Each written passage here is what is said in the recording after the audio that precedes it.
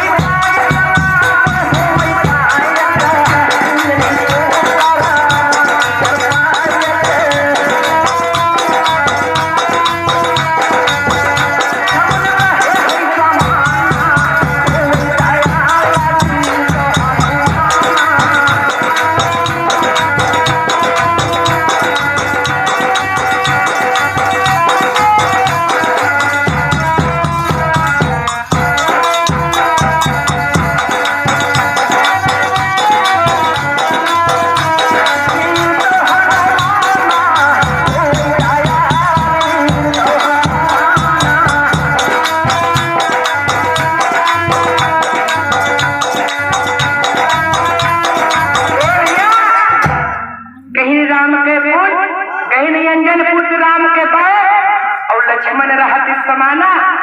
ओ दयाल वीर हनुमाना। और बाबा कैसे अरे लाला लालू वाटी लाल तेरा टुआ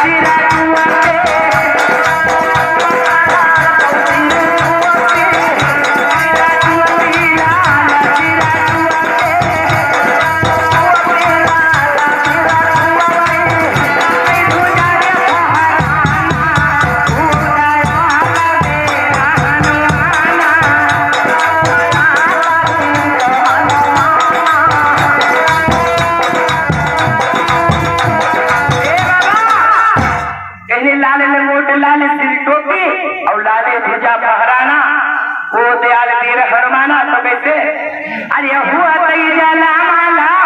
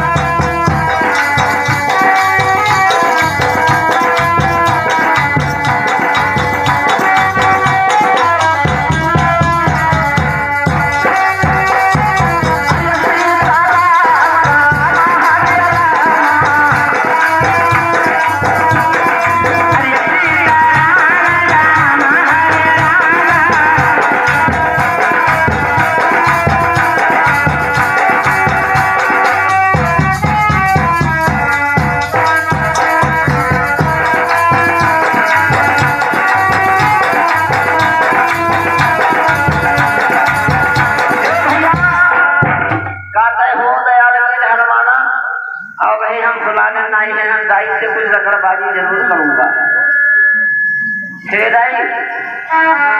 अरे सावई सांझ से अगाई धोवा माचाई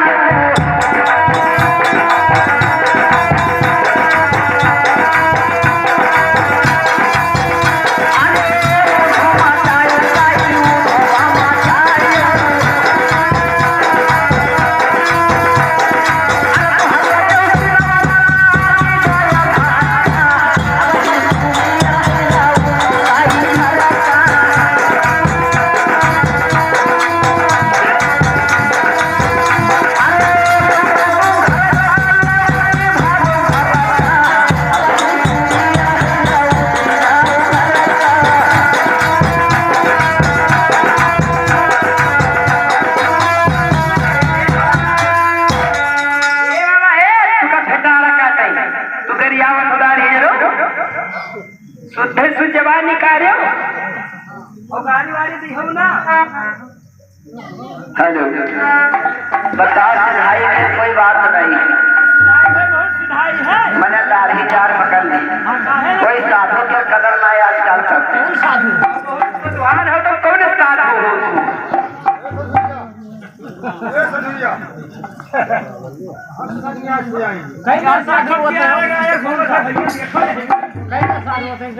साहेब 5 दिन से लड़का हमरो आवत हाँ लेकिन बीमार रहना रहिए पसीने में रह गई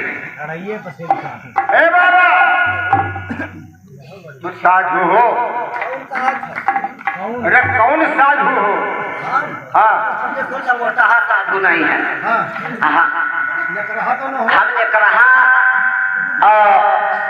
पाखंडी साधु जी सब जोड़ है कहाँ पर जोड़ है अरे पखंडी बाबा पहले अरे तू पखंडी बाबा हो और हम रेवड़ी बाबा ये बताओ साधु में कई गुण होते जने गुण में के बन रहा जो हम देखे पाखंडी में तो नहीं में पाई तो खाओ दास नहीं तो ए गाय इनका समझ जाओ कौन वाले हो बाबा ये लाख मारे तो लाखन दास हो 1000 मारे तो हजारे दास हो 100 मारे तो संतोषन दास हो और महंगे जाके न पाओ तो फरारी दास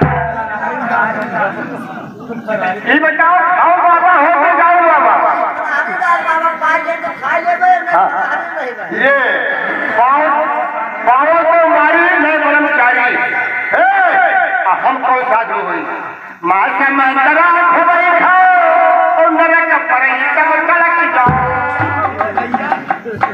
वाह महाराज वाह तुम तो हमें खाली भी आए हो और क्या हम रामायण गीता नहीं है और जान दो और जो ना खायो नदिया का जो तुम खायो नदिया का भागो तो बन गई चलो अयोध्या का ठाकुर और जे ना खावा नदिया का लावा देहिया लाल पकड़िया बहुत मारे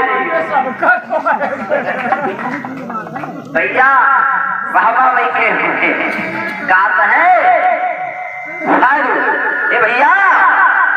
अरे सही कोई बाजार से कोई छोरी आला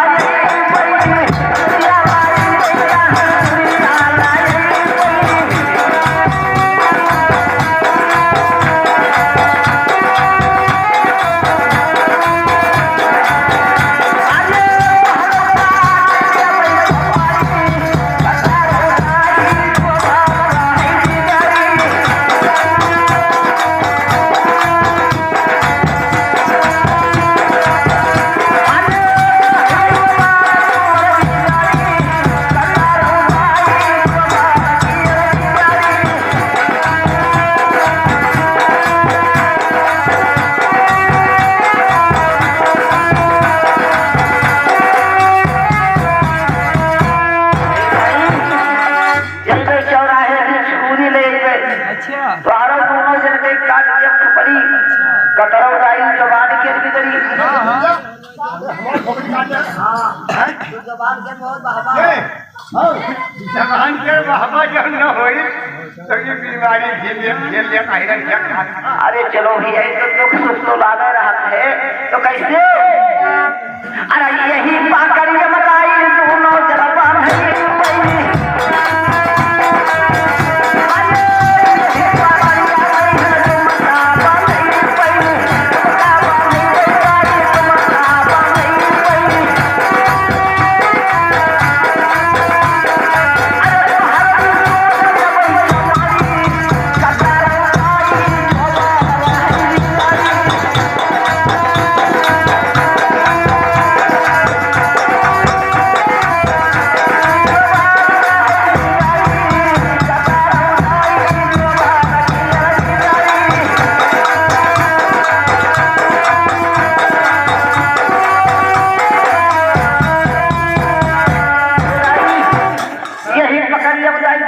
तो हर सुन गई है चमड़ी कतरौ दाई जवान के गई अरे मता